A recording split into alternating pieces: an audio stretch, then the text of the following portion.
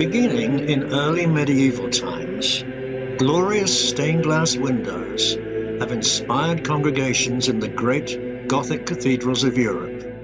Windows like these in the astonishing nave of Sainte-Chapelle in Paris, and these classic 13th century panels at Chartres serve not only as a poor man's Bible, allowing believers who could not read Latin to learn the story of the Gospels,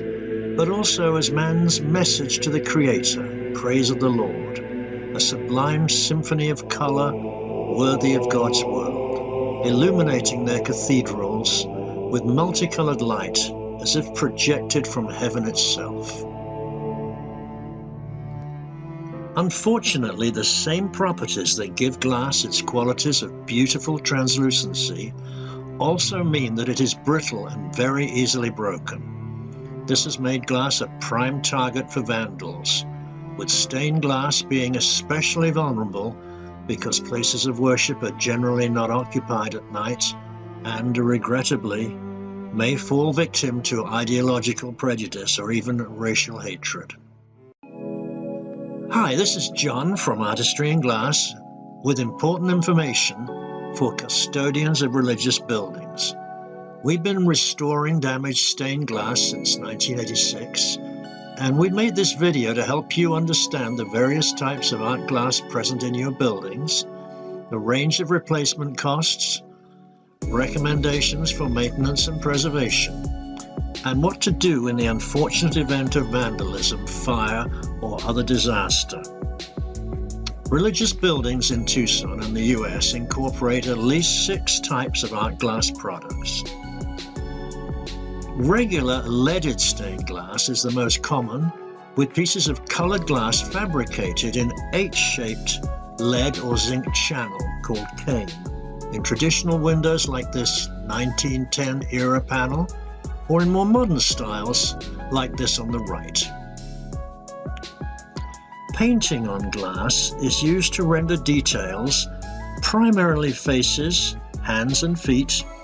which cannot be represented with coarser lead lines. Examples range from irreplaceable masterpieces like this Tiffany panel and this famous panel by John Lafarge, to typical neo-Gothic designs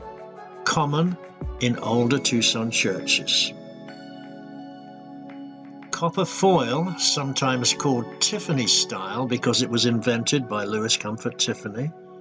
is generally used for smaller interior panels where the finer solder lines allow more design detail to be rendered. Faceted or dalle de verre windows have become popular since the 1950s and are made with 1-inch thick slabs called dalles of colored glass cemented by epoxy, creating a mosaic-like appearance, particularly appropriate for modern abstract or non-figurative designs. The versatility of glass and the creativity of glass artists mean that there are many other varieties of glass art, including, for example, these delightful panels in a synagogue made by sandblasting and engraving flashed or cased glass. These are abstract images representing women of the Torah made by famous Israeli artist Ami Shamir, reminiscent of Picasso and Chagall. Finally, several religious buildings in Tucson have made use of colored glass and ceramic fragments called tesserae to create indoor or outdoor mosaic patterns